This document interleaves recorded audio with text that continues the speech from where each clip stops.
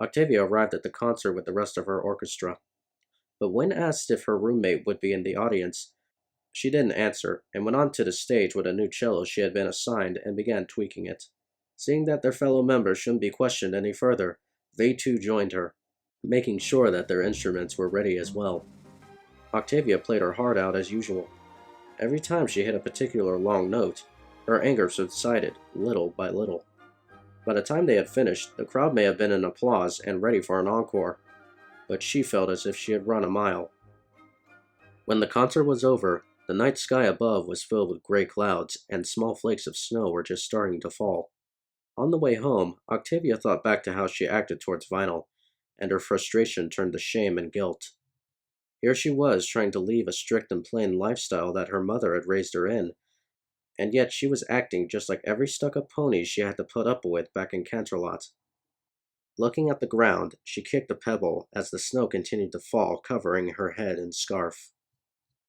"Oh, Octavia," she said to the sky, "what have you gotten yourself into?" She passed by Joe's donut shop for a hot beverage, but instead of getting one, she bought two. She could see hers and Vinyl's house drawing closer as she made her way down the empty street. With the bag held in her mouth, she pushed open the front door with her hoof and stepped inside. Once again, there was no sounds of racket coming from the house. Maybe her roommate was asleep. Upon entering, she saw that the lights were off, and her roommate was nowhere to be found. Finding a switch, she turned on the lights to see that the living room had been filled with moving boxes. The DJ's set had been packed away with the rest of her belongings. Octavia slapped her forehead with her hoof. Swearing under her breath, she entered her bedroom and saw that the present, note, and track that Vinyl had left were still on her bed. Looking at the gifts, a sense of something much greater than guilt crept into Octavia's stomach. She opened the note and began to read. "Dear Octi, I know I was supposed to save these until heartswarming, but given the current circumstances, I thought it would be best if I gave them to you now. Sorry if I was any trouble for you. It wouldn't be the first time.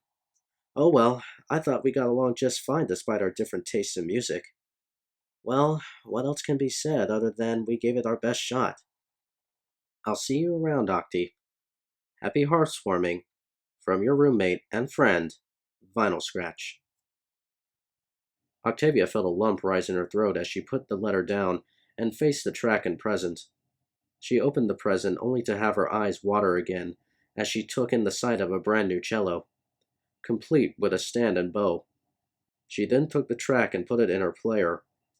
The sound that met her ears was in fact the same sound she had heard day and night in the house, but this time it was accompanied by cello music, hers and Vinyl's to be exact. At the half point, the piano came in. Even the sounds she was familiar with weren't as heavy or intense as usual. This time, the song as a whole was different. The song ended with one last note from the piano and cello, leaving Octavia in a state of amazement. How could that device be capable of making something this tame? She looked around the living room again, taking in the silence and packed boxes. She knew what had to be done. She grabbed a bag of warm drinks, put on a winter hat along with her green scarf, and galloped off. Inside one of the apartment buildings of Ponyville, Vinyl was laying on a bed listening to her tunes. If it weren't for her habit of listening to her music at max volume, she would have noticed the knocking coming from the other side of her door. It was only by luck that her next song had a 5-second moment of silence before it kicked in. Pausing her music, she rose from bed and approached the door.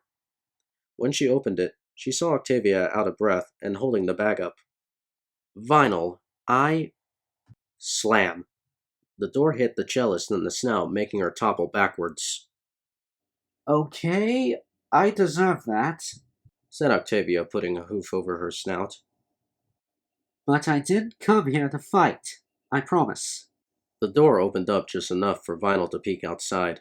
"So, what did you come here for?" "I came to apologize," said Octavia.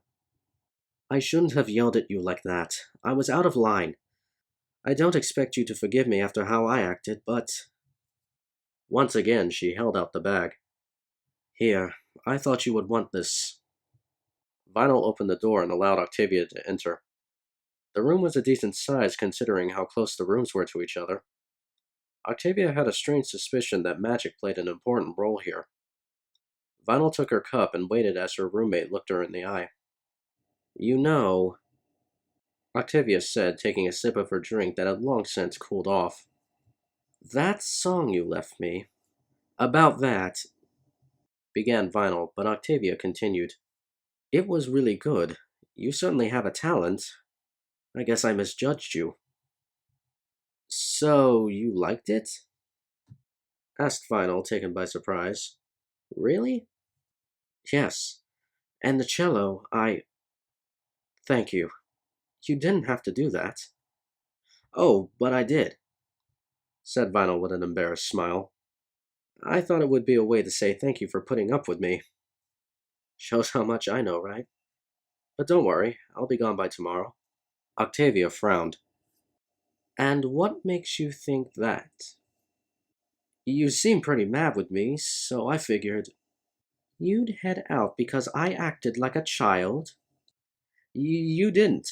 You were perfectly right to be upset. Oh, no, you don't, said Octavia, smiling at the DJ. I won't let you leave that easily. She made to leave, stopping by the door. I don't understand, said Vinyl. You don't have to, said Octavia warmly. Come on, you. Let's go home already. Completely baffled, Vinyl left with Octavia. The winter air outside made their cheeks and snouts go red.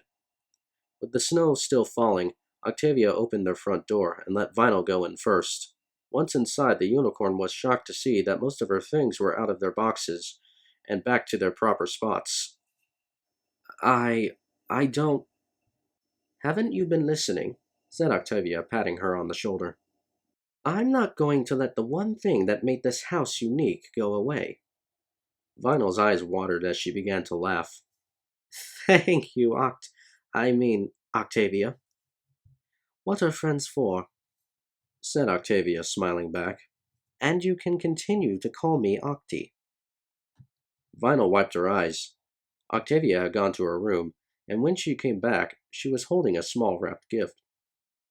I was saving this for some pony else, but since you're a DJ and all, I thought you would like it more.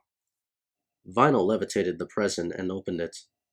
Hovering in the wrapping's place was a pair of purple goggles.